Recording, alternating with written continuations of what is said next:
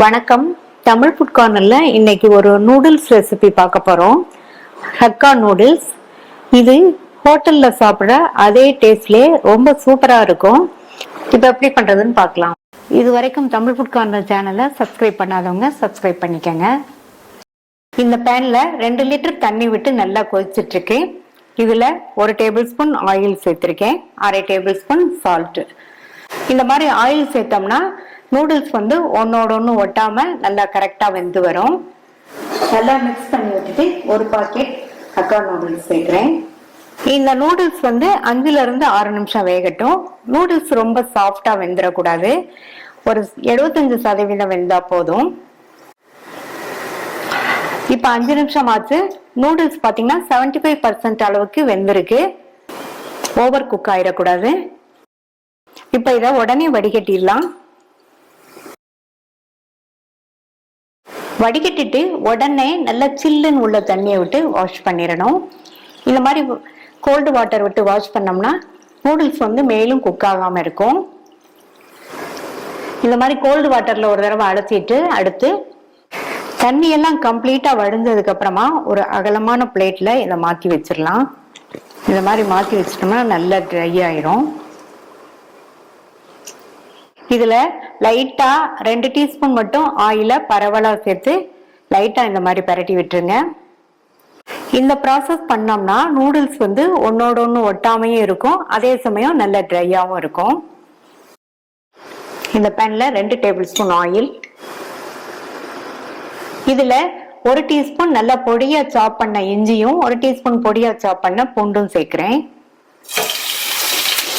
1 table spoon spring onion, cut பண்ண ஒரு பச்சை மிளகாய். இதை ஹை ஃப்ளேம்ல வச்சு ஒரே 1 நிமிஷத்துக்கு மட்டும் வதக்கி விட்டுக்கங்க.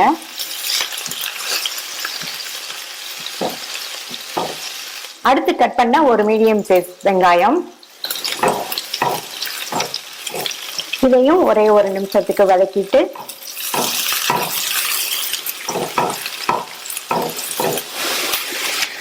ஒரு கப் முட்டைக்கோஸ், ஒரு பெரிய கேரட் மெல்லிசா ஸ்லைஸ் பண்ணது, 1/2 கப் அளவுக்கு கேப்சிகம் 3 சேர்க்கிறேன். நூடுல்ஸ் வேக வைக்கும் போது உப்பு சேர்த்தோம். இப்ப இந்த வெஜிடபிள்ஸ்க்கு மட்டும் உப்பு சேர்த்துட்டு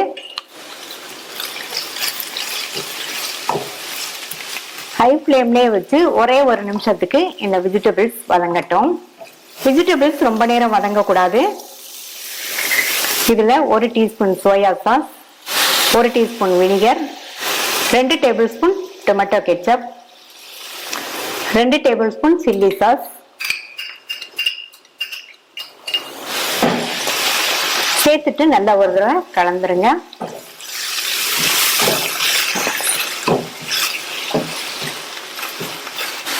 அடுத்து நூடுல்ஸை சேர்த்துக்கலாம். இதுல 3/4 teaspoon pepper powder, 2 table spoon spring onion சேர்க்கிறேன். சேர்த்துட்டு நல்லா இதை கலந்து விட்டுருங்க.